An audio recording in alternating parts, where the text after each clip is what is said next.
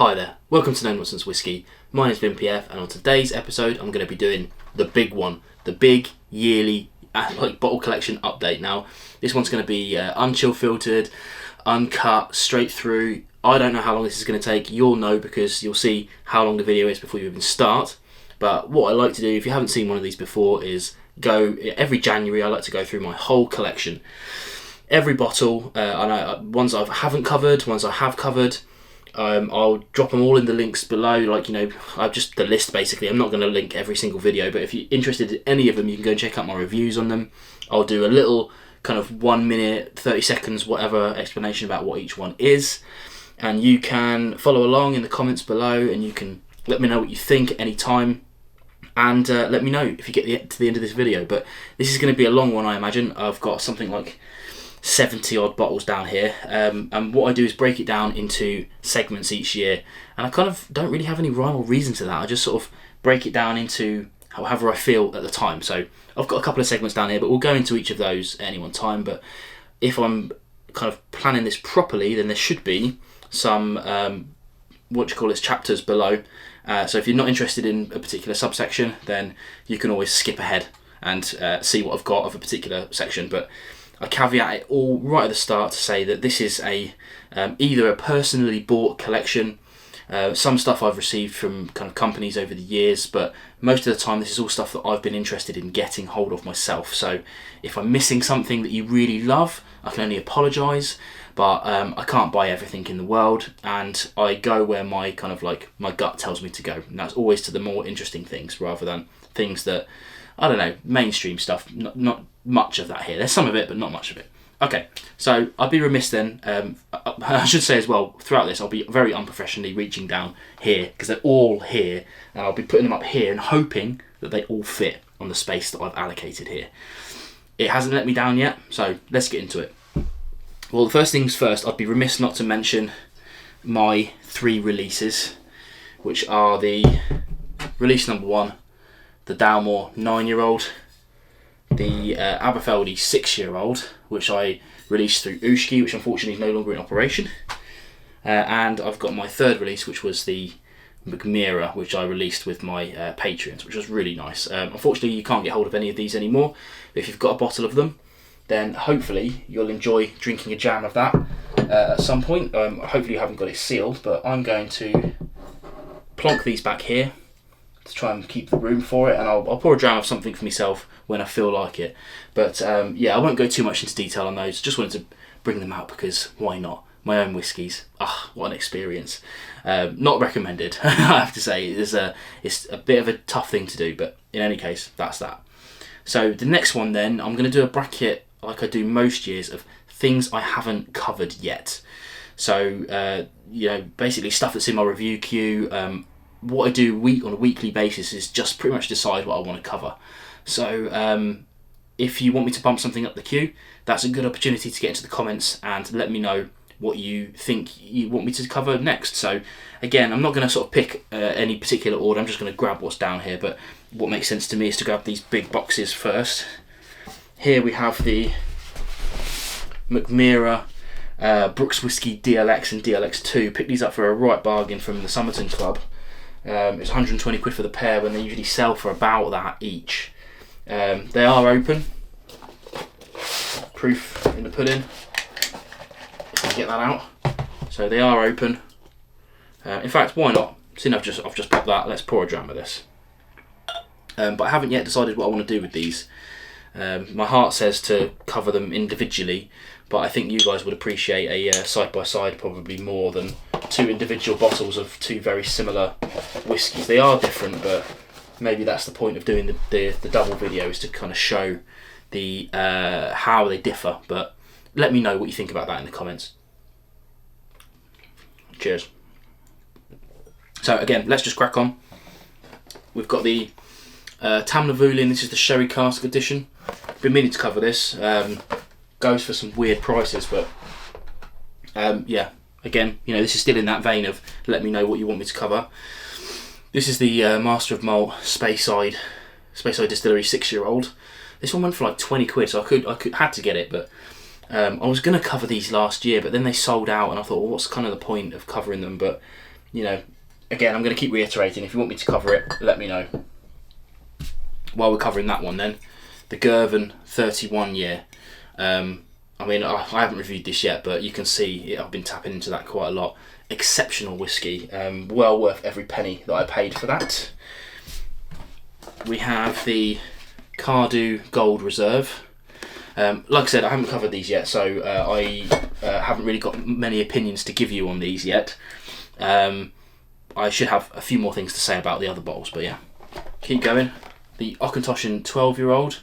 Yeah, I mean, the only reason I haven't covered that is just because it's just really boring, but you know, I'll get to it. The Circumstance, and this is the single grain whiskey, Bristol based, UK. This one sold out, but really happy that they finally got this out. I should cover this soon really, because it's been out for quite a while. I've been sitting on it, but yeah, I will get around to covering that, I promise.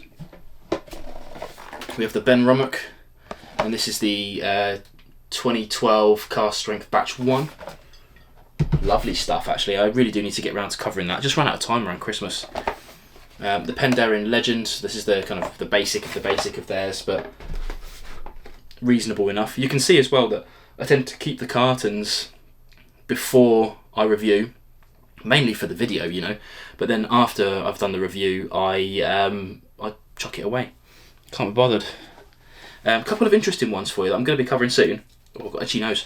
The Black Mountain single malt. This is French, down in Auchentoshan, and then this is a malt spirit that they've made as well. I'm not going to tell you too much about them because I've got a distillery visit. I went to go and see them when I went on holiday down there, and they kindly showed me around their facility. So yeah, keep an eye out for that one because it's really interesting. Unfortunately, people don't tend to watch those sorts of videos, but when it pops up, please do. We have the Penderyn Portwood. Looking forward to covering this. I love this range, this Welsh Gold range with the weird fin, and this is no exception. Good drop. A recent addition to the No Nonsense Whisky shelf is the Bimber Klub Edition Release 3 Imperial Stout cask. Didn't pick this up originally, but I went down to the distillery and tried it and bought it there and then. Actually, the 4 people that I was with bought it there and then, so you know, interesting. More Mackmyra, the Mackmyra Svensk Rok, featured on my Dram Slam podcast last year. Need to cover that. I haven't covered it. I think I covered maybe a sample of it, so it'd be interesting to re-review that. One more Mackmyra, and that's the Mackmyra Reserve. You can see this has got a weird like label on it. Basically, I got this as part of a potluck thing where I just chucked Somerton Club 40 quid and they sent us a random bottle from their collection of Mackmyra Reserves. I got one that I actually really liked, but I'll go through that. I will review this, but I'll go through that when I review it. We have the Lakes Bal Masque. This is the Whiskey Makers Editions. Again, I mean, this has been crushed a little bit now, but the only reason I haven't covered this yet is just because I think it's sold out. It might still be available in the actual shop physically, but I mean, you can let me know what you think about this, but I don't really see the point in rushing to cover things that are already sold out that you can't get hold of. I appreciate that a good few of you might actually want to hear my opinion on them regardless, but I want to cover things that I know that you can stand a chance of getting, at least, you know, maybe not worldwide, but certainly in the UK market you should be able to get the things I cover, but I will get to them eventually, you know. I've got the Oxford Rye. This came to me via Somerton Club. Not really a big fan of rye, so when I get to that you'll see what I mean, but I can't say I like it right now.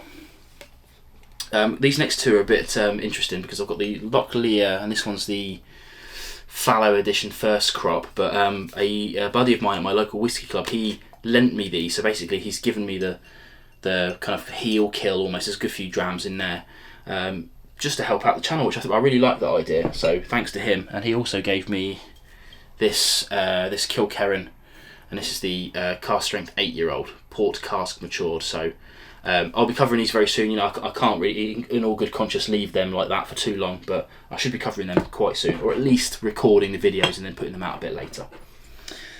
That's it for whiskies I haven't covered yet. So again, anything in that bracket, if you want me to think about bumping that up the list a little bit, please let me know in the comments below, and you know, don't be afraid to put multiple comments as well. So if you're commenting as you're watching, absolutely fine. I'll try to respond to as much of you as I can. Now what I'm going to do is just work this way. So I've got things like, so to let you know in advance, I've got world whiskies, which is basically everything that isn't the other categories, stuff that isn't whiskey. I've got English stuff. I've got single malt Scotch, apart from one, but I'm going to band it in because there's not really anywhere else it fits. And then I've got 3 on blended Scotch, which is no reflection on my opinion of blend. It's just how my collection has panned out this year. So let's get into what I've classed as world whiskey. Now that includes everything that isn't on the British Isles, basically. Have I screwed up somewhere with that? I don't think so. No, I haven't. No, it's fine. Yeah, like I said, Scotch and English and non-whiskey, they've kind of got their own categories because they're large enough, but I haven't really been checking out world whiskey this year, last year, whatever, just for availability. You know, it's English whiskey's been really coming through for me and becoming quite available and affordable, so that's just kind of what I've been looking at. I know it doesn't help people worldwide, but you've got to buy what's local to you, right? You've got to buy what's available to you. I'm not going to spend 100 quid on a bottle that came from Australia when I can get stuff that's on my doorstep for next to nothing. But anyway, let's get into it. Again, no real order. So this is, you know, the worldwide stuff. So we've got my whiskey of the year for 2020, I think it was.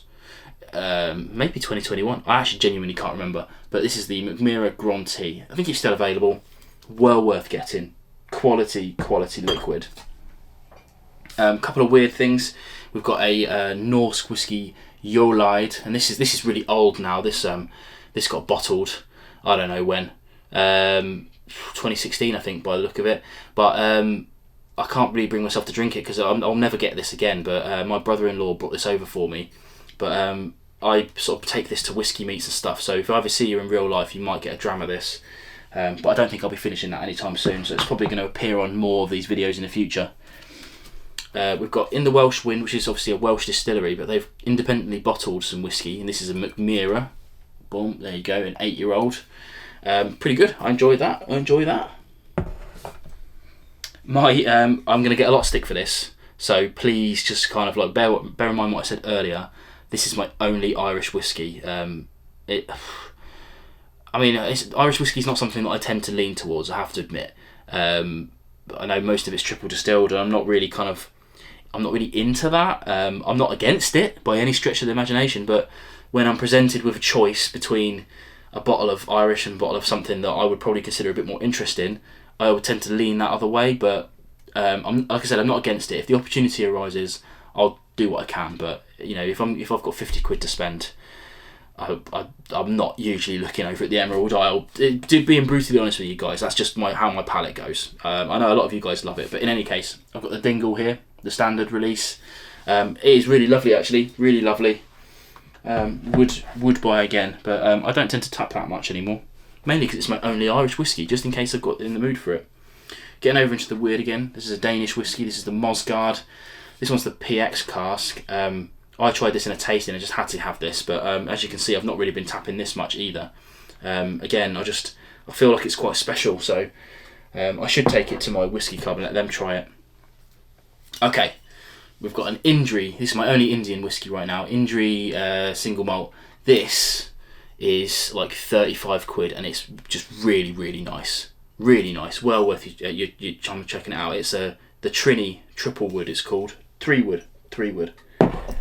Lovely. Getting there. Right. Some American stuff. Don't have much American stuff. Again, I was going on a real bourbon kick probably 4 years ago, but it just became really hard to get hold of. But all of my bourbon is independently bottled. But okay, so the first one then, we've got this Americana. This is just MGP. I really enjoy it, but it's nothing to write home about. Got it for a good deal on the Somerton Club at 50 quid, so can't argue with that. Couple of stateside. This is Heroes and Heretics stateside. This one here is a George Dickel. What age? 10 years. So you know, it's lovely. It's expensive, but unashamedly so. I don't think we can call these bourbons. This one might be a bourbon, but this one's not. This has had bourbon in it already and then whatever, but this is another stateside. And this one here is a Heaven Hill 11 years. Again, really lovely still, but yeah, I think there's a reason why it can't be a bourbon. Check out my video on it. I can't remember what I said. Finally then, Signal Hill. Picked this up. Actually, funny enough, I got this as part of a sample set. I got it from Whisky Pioneer. And when I looked at how much this was, it was like 20 quid from the Bottle Club or something like that. I have to say I'm enjoying it less and less as I drink it, because it's just so unbelievably sweet. But for the price, I'm not upset about it at all. I'm going to put this sideways so that it actually fits. That's the end of my world whiskies, so I'll have a quick sip. Do you know what? I enjoy those DLXs, but I enjoy them for the price I paid, not for the price that they are RRP. Fact. Okay, let's go on to another quick... this is a quick segment now, so this is stuff that isn't whiskey, technically. There are some ones in the English one that aren't technically whiskey, but I'm banding them as English anyway. So we've got 4. So we've got a couple of rums, actually. The Darkwood from Heroes and Heretics. This one's a 13-year-old Belizean rum, I think. Belize? Yeah, something like that. Lovely. Wasn't like overly keen on it to start with, but it really grew on me. Next, another rum. We've got another In the Welsh Wind, independently bottled. This is a rum that's been then aged in a cask that had Burgundy red wine in it, and tastes like it as well. You know, it's really good. It's really good. Well worth it. That 43% as well, which is good. We like that. Next, we have the ETOH Arbide. Now, this is the... If you're interested in this, go and check out my video on it, because I did 2 videos. I did one where I reviewed the whiskey, sorry, not whiskey, and then I did another one where I did an extended interview with the guys that make it. These guys are rapid aging spirits, and this is a 9-day-old spirit which started out as a distilled peated barley in Scotland, and then was probably put into a cask before it got moved into an IBC or something, you know, and brought over to these guys, and then they rapid aged it in their kind of like their reactor they've got with some Oloroso staves in it.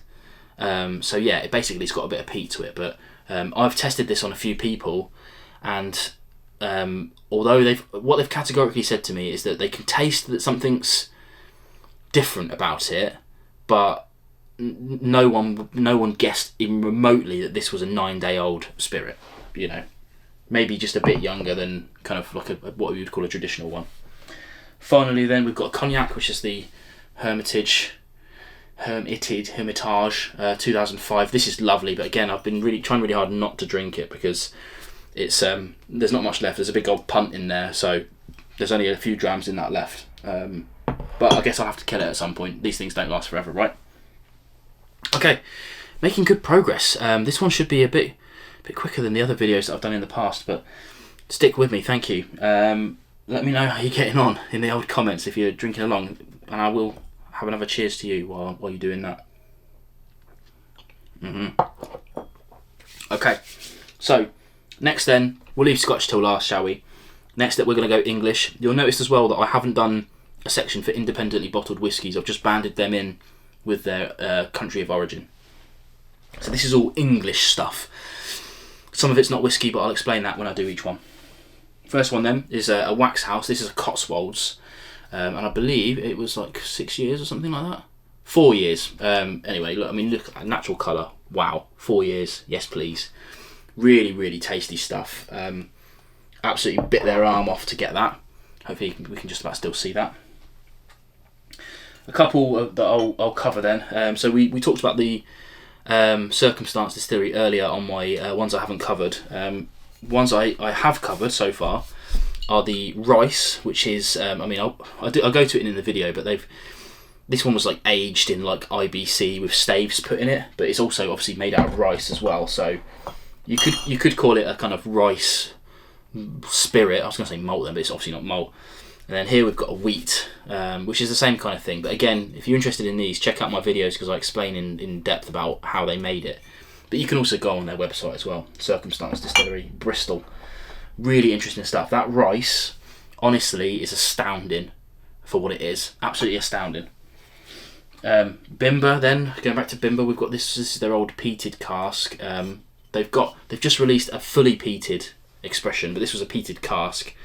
Again, I mean, I say this a lot about Bimber, but it's so hard to get hold of their stuff, but it's like you can't really argue with them because the hype is real for them. You know, like, you know how sometimes you get a hyped whiskey and it really is just marketing, but they make excellent quality spirit. I just wish I could get hold of it. That's what I always say. We've got a couple of independently bottled ones then. These are the Gulliver's 47, boom. So this one's the actual 47. This one's aged in bourbon casks. Lovely. Really enjoy that. And then they released a England number 6 for the kind of English rugby team, finished in rum casks. Wasn't overly bothered, but it's really nice. But for the extra bump up in price, I could have left it for sure. They sent me that, so yeah. English distillery then. This is a Somerton Club exclusive bottling. This is stunning, absolutely stunning. I'm loath to, I hide this, I have to admit. When people come round, I mean, you can see my shelves are usually full of bottles. When people come round, I say, go in there and pick whichever bottles you like. Doesn't matter what age it is, doesn't matter how expensive it is. If it's on the shelf, it's fine. This is one of those bottles that I hide because I want this to last forever, and it won't. But yeah, really good. Henstone. I got a lot of stick for this video. Henstone, this is the Old Dog Corn liquor. I called it a liqueur in the video, and people can't stand it when you pronounce things wrong on the internet, as we well know. But yeah, completely accidentally. Obviously, I wasn't going to take the video down and remake it to say liquor instead of liqueur, but whatever. This is they're calling it a bourbon equivalent. So it's made like a bourbon, but obviously in England, and it's only 1 year old, this as well, natural colour, 1 year old. For the price of it, for the year of it, more than happy with that. Very interesting spirit. We've got some Lakes Distillery now. This is the one blended. I can't remember how they're working it out now, but I think this one includes whiskies that aren't just English. I think it goes around some Scotch and whatnot, but lovely nonetheless. However, a big bump up to the Whisky Makers Reserve number 4. I think they've just released the number 5. This stuff is epic. It's so good. If you can get hold of it, then great. But yeah, they've just announced they've got a new whiskey maker, which is another ex-Macallan one, like their previous one was. So you can see where they go in with it. But you know, I hope they don't go too hard with that. That's the end of my English whiskey collection. So you can see I've kind of gone up a little bit in the English collection, but by far the biggest section of this is going to be the last one, which is the single malt Scotch +1. In fact, I might ban the +1 in the next one. Let's do that. So next time we're going to go for blended Scotch, for no reason other than that it's helpful to differentiate that. +1 weird one, but not even weird, but you'll get what I mean. Let's get into it. I'm reaching right over now. So we've got the Ballantyne's, I don't know what you'd call it, Borderlands collab. There's such a smidge left in this, but honestly guys, I cannot bring myself to finish this. It's just utter trash. Yeah, not good. Quite angry about it. I purchased it because I thought it might make a good video, but I don't know. I ended up sifting a load of it off and giving it away as samples and whatnot. Here we have a rare. This is the Oloroso expression.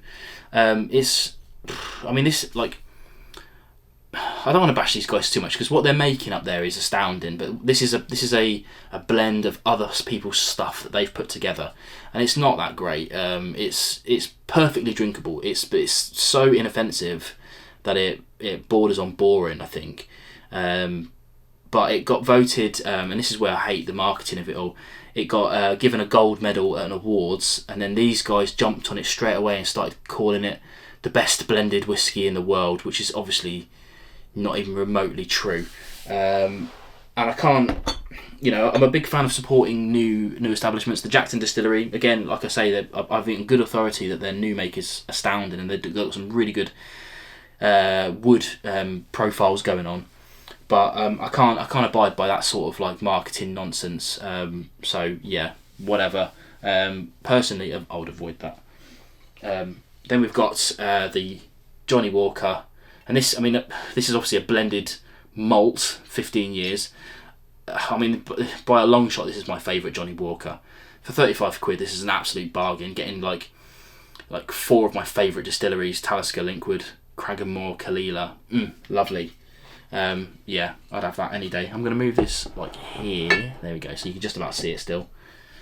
And then, okay, finally. So this isn't obviously a blend, but it doesn't really fit a single malt either. This is a single grain. The only single grain I've got right now, which just makes me sad. No, it's not. The Girvan, of course, as well. But yeah, still.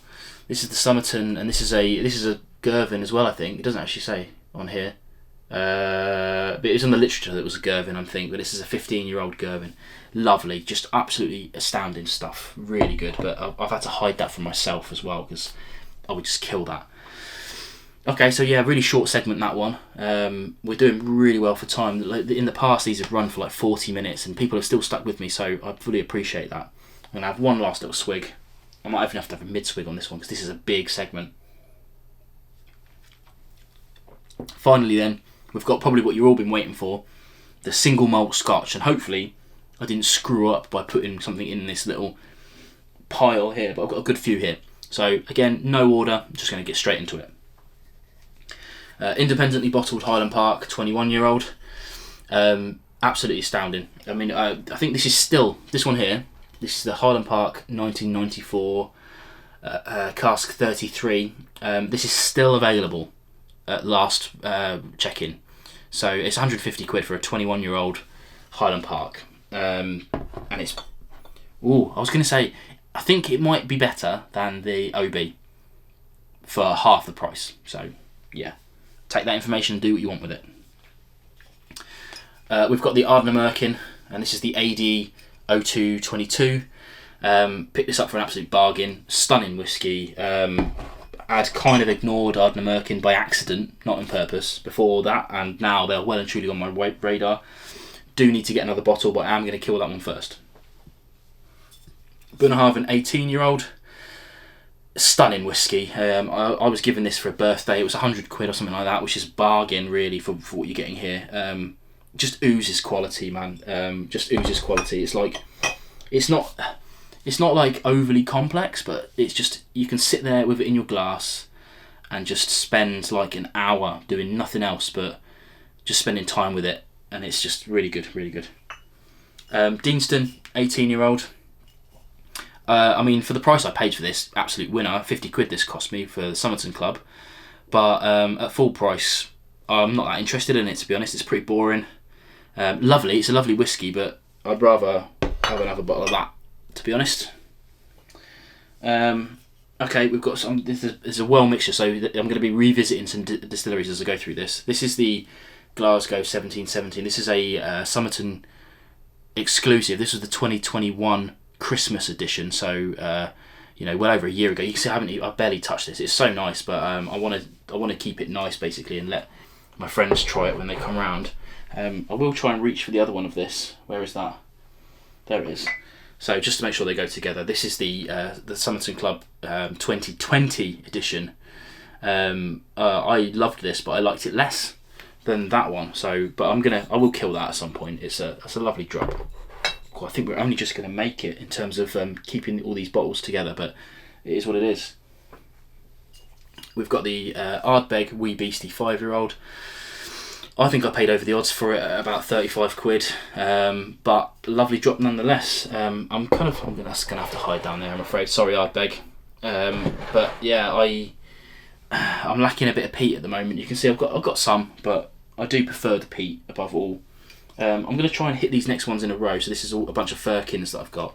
This one here is the Firkin Rare, and this one's the Altmore, which is where it all started for me. When I tried this, these things sell for like £69, which is another little kind of giggity moment. But I wasn't convinced before I tried this, and then after I tried it, that money did not seem expensive at all. Absolutely stunning whiskey.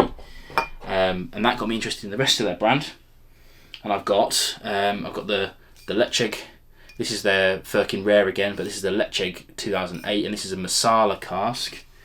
That one there's a tawny port. I've got a Kalila 2010. That's also a Masala cask. These are all kind of mixed in with fortified wines.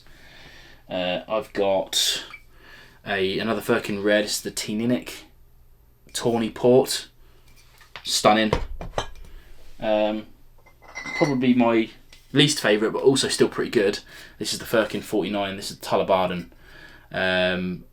Yeah, Oloroso and Amontillado. This is, if I ranked them all, this would be by a long shot the least favourite, but don't let that put you off. It's still good. I'm gonna have to scooch forward a little bit, getting close. Can the table take it? I think it can. Okay. We have the this is the Kingsbarns Dream to Dram. Really good whiskey. Their STR is amazing as well. I'm gonna slot that in down there. Keep going. We've got the Heroes and Heretics Classic Series. Now this is a 12-year-old distilled in Speyside. I thought it was pretty good, and I found out actually I think it might be a Macallan, but they're not allowed to say it, and I wasn't allowed to sort of ask really. But if it is, it's the first Macallan I've ever enjoyed. True story. We've got the Glasgow 1770 triple distilled. This was an interesting one because the first release I didn't really enjoy, and then they changed the recipe of it, and now this is stunning, really nice, well worth the checkout. And it's also, now they've gone from half litres, the 500 millilitres, to 700 millilitres for the same price, which I think is really good. Really enjoy that. And you can see an example of that now, because this is the Glasgow 1770 peated. This was my 2021 Whisky of the Year, and now even better value. You can see the bottles are only slightly different in size, but they're different in girth as well. So yeah, these are part of the same range, and they're the same price. You know, the half litre one and this one, and now this one's now a bigger bottle, same price again. 49 quid. Snip it. Really good. Big Dog, the Glendronach 15. Lovely. I go into detail about the kind of labelling situation with that on the video, so go and check that out. More Heroes and Heretics. This is the Disciples Macduff 13-year-old. Just fine. I enjoyed the bottle, but I don't reach for it very often, if I'm being honest. We have a Loch Lomond special bottle. This Loch Lomond Aquavitae release. This is the Barflies release. Had to get this to support my friend, obviously. Helpful. It's also a really lovely whiskey. Unfortunately, sold out, of course. Oh, we're only just going to fit these on, you know. Falls of Caledonia. This is epic whiskey in the truest proportions. Now, I don't really like sherry cask whiskies, but this is a Glentocher's 6-year-old sherry hogshead. And honestly, I can't tell you enough. It's 50 quid, I think. This might be, they're on their second batch. This is the first batch, but it is utterly incredible, and it only just got beat by this for its for the Whisky of the Year 2021. But you know, that I highly recommend. It only just fits in there. There we go. Couple of Tullibardines now. We've got Tullibardine 500. This was probably my favourite of their little range of this kind, which again, rare for me to find a sherry cask so agreeable, but I did. And then we have the Murray port cask finish. Eagle Eyes will know I've just covered this, so you know, make sure you go and check out my video of that. Only a couple left. And finally, another Heroes and Heretics. This one's Smoke and Glory. This is a Crofton Gia 14-year-old, so that's like Loch Lomond. Excellent whiskey. It's so good. It was only really beaten by its predecessor, which was a Lecheg. You can't really compare the two, but they were both good. Talking of Lecheg 18-year-old. Again, super excellent whiskey. Got that quite cheap. It was like 75 quid, I think. I think I swapped it for something else. Last but not least, then, we've got the Glasgow 1770 cognac cask finish. This is a peated cask, a peated whiskey finished in cognac casks, and it's incredible, utterly incredible. So I'm going to slot that in right there. That's it. I'm done. I think we've done what we want, 35 minutes. So yeah, big time. A good old big video. lots and lots of whiskey here again. Not the biggest collection in the world. I've seen people with far bigger collections online and whatnot. But hopefully you've enjoyed the ride of that. And as I always say, if you got this far, let us know that you're in the 35-minute club. You can tell the people who have finished it and who haven't, because if people say, yes, I finished the video, versus people say, yes, I'm in the 35-minute club, you and I know we're in the club together. So I'll say, again, another year of No Nonsense Whisky. I'm going to keep plowing on with the videos. Again, let me know at the start of the video which ones of them you want me to cover first. And just generally get in the comments and have a little chat with me about anything you want. It doesn't even have to be whiskey related if you don't want, or email me or whatnot. But again, I should probably say at this point as well, massive thank you to all of my Patreon subscribers. You guys genuinely help keep the channel alive. YouTube are changing their policies all the time and ad revenue is poor. So you guys helping me out on Patreon really, really does make this channel keep ticking, and I couldn't do it without you. So I'll raise a glass to you right at the end of this video, and to everyone else who's stuck this far to watch it. Keep watching No Nonsense Whisky videos in the future, because I love making the content and I'll keep making it as long as you guys want to watch it. Cheers. See you soon.